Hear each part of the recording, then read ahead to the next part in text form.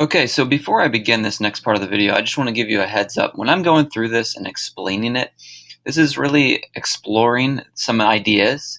So it's not like perfectly scripted and everything like that. The best benefit for you is to follow along and see how I'm exploring this and see how I'm thinking through some of these ideas.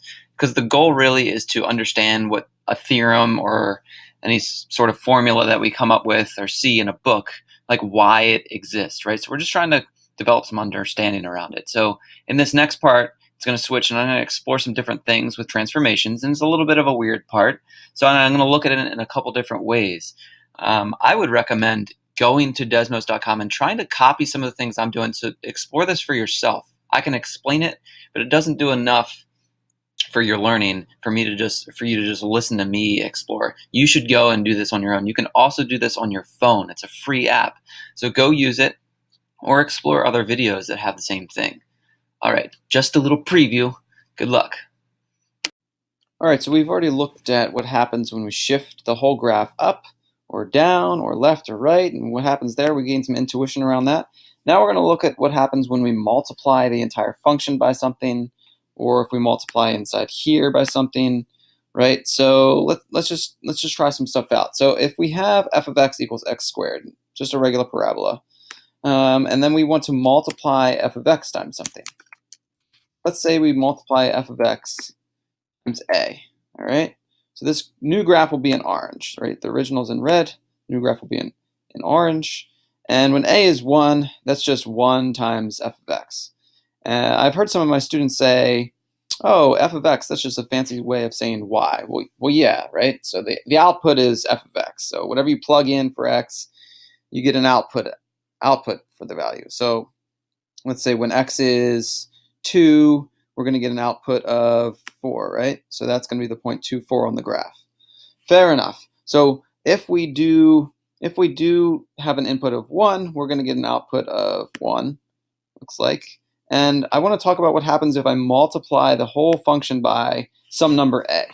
Well, what would happen is I would still get the same output, right, originally when I have f of x, but then I'm multiplying that output times whatever that number is, a. So if I put a equals, let's say, 2, what happens to the graph? Well, if I have the input x equals 1, right, x equals 1 plugged in here, right, 1 squared is 1, but then we have to multiply times a, which is 2, so 1, 2 should be on the graph, right? 1, it's kind of hard to put, 1, 2 is on the orange graph here, right? And if we keep going, if I animate this point, whatever the outputs are, they're just the normal outputs. So the normal x input of 1 or 2 or whatever is just multiplied times a, which is nice because it's pretty intuitive, right? If I'm just taking the outputs and multiplying it times the number out front, that's pretty easy to get a table of values out of that. And we can actually look at that. Let's convert that to a table. Let's convert this to a table, right? So at x equals, this is going to be really hard to see. At x equals 1, or no, x equals 2, we get 4. And then on this one, at x equals 2, we get negative 3. Well, let's make this a better number. How about we make it something like 3? Okay, so then at x equals 3, or x equals 2, we get 12 because 2 squared is 4, but then we're multiplying it times 3, right? So if I lost you there because of the table, that's my apologies, but basically all I'm saying is the input right here just gets the same output multiplied by that number a out front. So input of 2, instead of getting a result of 4, since I'm multiplying the whole thing times 3, I get an output of 12. And it's like that for every single point on there, right? Because I'm multiplying the entire function. So you can see all the outputs are just multiplied times 3. It's just you're just multiplying up. And it would be like that for all of them. So if I shift this whole graph around and I check any of these multiples, it's kind of hard to multiply times negative 3.6 for some of these because I don't know that in my head, but those are all the results. And you could test this out on your own. I mean, you could jump into Desmos and try this out, but it works for every graph. It's not just x squared. We just chose that because it's easy to remember. It would work for f of x equals x. It would work for the absolute value of x if we did that, right? any of these functions. So if you just multiply the whole function by f of x, if you multiply f of x times a, you'll get the same type of thing, all right? Some interesting things happen with different types of graphs, and something else happens when you do, let me get this part, if you have x squared, let's go back to x squared, if you have f of a times x, and that's what we're going to look at next. All right, so now we're going to look at something that's, to me, a little bit more difficult. Just like the horizontal shifting it left and right was counterintuitive, for me, when I look at this one, it's a little bit strange. So let's try to understand this a little bit better. We just did a times f of x, and now I want to look at f of x, a times x. So we're plugging in a number here, and we're multiplying that times the x before we get an output. And we're going to try to figure out what the heck is going on. So the original is going to be in red. The transformation, the result is going to be, or the image is going to be in green. All right, so when a is 1, we're just multiplying x times 1, which you will get the same output, right? That makes sense. So when we increase a, so let's say we increase a to the value 4, what happens? All right, so here we are. We had the original, it looks like there was a hand up top somewhere up here, and it was kind of like pulling the top of the function or squishing it from the left and right possibly. It's kind of it looks like just a lot skinnier. So it's a skinnier graph now.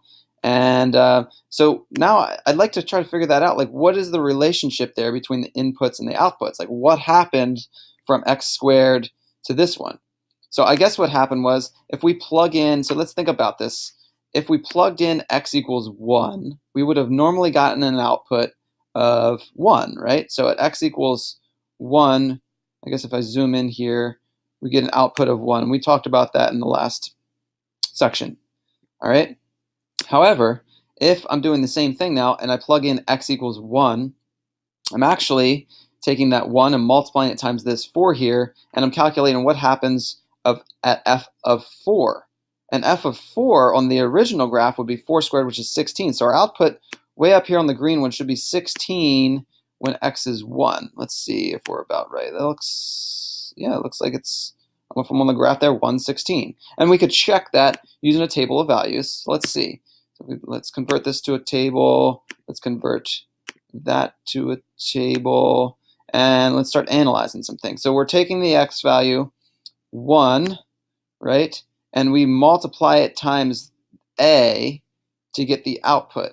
So if we have x is 2, and we multiply times 4, and then plug it back in the original, so that would be 2 times 4, which is 8, and then 8 squared is 6. That's why the output is 64.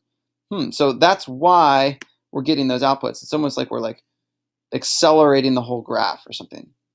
And this happens again for every single graph. I mean, if we kept going, 3, 4, 5, like those numbers are going to get really big really fast. At 5, that would be 5 times 4, which is 20. So 20 squared. 20 squared is 400. Okay, so our output's 400. Wow, that's huge, right? And the negatives. What happens with the negatives? Well, similar stuff, right? It's x squared actually. So at -2, I'd be taking -2. I'd be multiplying it times 4, and I would get -8, and I would square -8, and I'd get an output of 64. So that's what's happening there, and that actually just me explaining that kind of helped. Let's kind of look at what happens when we have this slider on there, and I'm going to have to redo this part. So f of a times x. So when we have a number inside and we have the slider, let's see what happens. All right, so we know what happens when it's positive. What happens when it turns negative? It kind of like bounces. It kind of bounces back. Well, why is that? Why is, ooh, and a negative value here, -0.4. So that would be if I had x equals, let's say x equals 2 actually. X equals 2 times -0.4. So let's see, 2 times -0.4, and then square it would give us this output. So something different seems to happen when we get these negative values, but only in a weird spot, right? Wow, it seems like it shifts because we don't go negative. It never flips over because it's x squared, so that's going to open up. So we're not really changing whether or not the graph's opening up or down, but it does look like it shifts here somewhere between, as soon as it hits -1, it matches up. When I go less than 1. It looks like it's the purple graph here is the transformed function. So this is opening wider now, and it's wider and it's wider and it's wider, and it doesn't exist. Let's see, it's wider, and then it goes back up. So it looks like between -1 and 1, right, which would be some sort of a fraction, something between -1 and 1, the graph is going to be like opened up wider by, so like let's look at a half. So if we have a half, what x equals 2, we would take 2 and multiply times 0.5, which would give us 1, and then we look at the output of when f of x equals, or f of 1. Okay, so there's a lot going on here. I'm just testing out different values of a, and I'm trying to understand what happens here. And then what mathematicians do is they make final claims about that, and that's what we ultimately write down. And then I guess we could look at figuring out what happens. Well, what happens if it's not x squared? What happens if it's the absolute value of x, right? What happens there? Then we could do f of a times x and see if there's similar results, right? Okay, well that part makes sense, that part makes sense. It's wider here, and it's again wider between -1 and 1. And the second you get greater than 1, so that -5, for example, right, is less than -1. So these values end up making it kind of similar to 4.8, right? 4.8 would be the same exact graph. Then that has nothing to do with the fact that that is the absolute value. We saw the same thing with x squared. What about x cubed? X to the 3rd power. What happens there? Okay, it flips, but we're still seems to be stretching it there. What happens when it's between -1? So it looks like it's a lot wider. So between -1 and +1, it looks like we're pulling the graph out to the right and left. And when it's greater than 1 or less than -1, right, it looks like it's stretching, pulling it up and down. And that's kind of the generalization we want to get out of this. But we can get some intuition around it from this, and then we can look at the table of values to kind of understand it a little bit deeper. Good luck.